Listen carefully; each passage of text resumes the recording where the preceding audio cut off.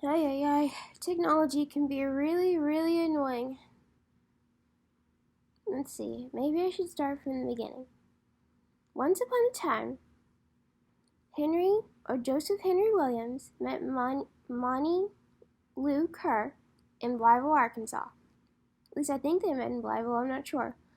He was 35, she was 21. He was Catholic, she was Protestant. And what happened was, he almost became a Mason because he had a buddy that said, hey, you want to become a Mason? But instead, he went the other way and became Catholic. And thus, the whole line of my family's history was born. Their first child was Janice Williams. Janice Zenobia Williams.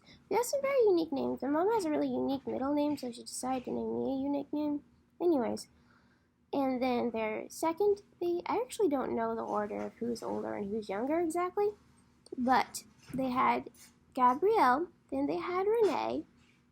My Aunt Gabrielle, we call her Aunt Judy because when she was a baby, she was so chubby, they said she was like a choo-choo train. And then the boys they had were Harold and John. They loved each other very much, obviously, as a family should. But as time went on, apparently my Grandpa Henry and my Grandma Monty got separated, and she remained Protestant and he remained Catholic and raised my mother Catholic, Janice, and Janice, my mother, raised my sister and I Catholic. Anyways, let's see. Through that first generation, I have many, many cousins. Many cousins, and I don't think I'm going to name them all.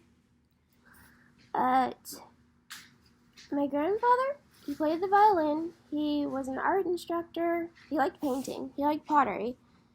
He was a vet assistant. He managed a pool in Blytheville.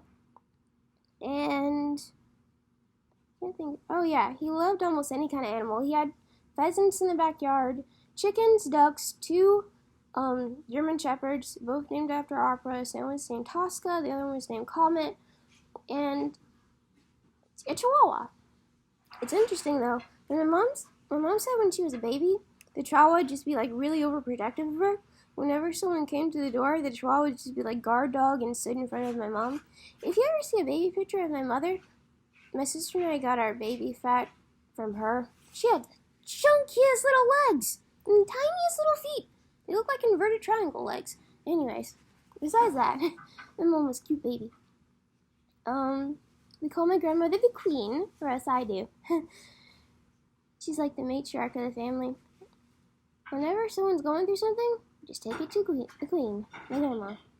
But, what else? Let's see, I lived in Blytheville till I was like 8 years old. 8 years old. With the mother and my sister. My sister was born when I was 5. She had food allergies really, really badly. She couldn't drink my mom's milk, so she had a feeding tube in her tummy. She got removed when she was 3 years old, and she calls the scar her second belly button. But she couldn't even burp. We had to put another tube in that place sometimes when she had to be relieved of gas, but she had this big hole that connected to like an IV, but for a belly button instead of like in your arm or your vein. And her formula went through that because she wouldn't even drink it. It tasted so bad. But she had to have nutrients, so they had to get it in her system somehow. But my mom she wanted to move to Louisville to get a degree in library science. Plus my sister's food allergies, no eggs, milk, wheat, peanuts, peanut, or fish. She grew out of the egg allergy. And I was switch Tourette syndrome and OCD and depression. Because of the Tourette syndrome and on the autism spectrum, and my sister has Asperger's. But basically what Tourette syndrome is, in the simplest way you can explain it, when I'm stressed, I just can't handle the stress. So some people make noises, some people blink, some people nod their heads, some people just start shaking. But what happens with me is that my friend's little siblings used to call me guinea pig girl because the sound I make kind of sounds like a guinea pig when I'm stressed. Or I used to blink my eyes. It's interesting because my mom was a lot more distraught over it when she heard about it than I was. I would just be like, who died? Literally, I didn't know what she was. I understood. It was annoying to have to go through that when I got stressed, because it only made it worse. The tics made the stress worse, and the stress made the tics worse, so they're called tics. I don't actually have tics. But, basically, as life went on, I learned instead of trying to tame the tics, I'm going to tame the stress and write poetry or paint or draw or listen to music. And that's helped, like, pretty much most of my life. So that's the first part of this, if I were to make new friends, what I want them to know about me video.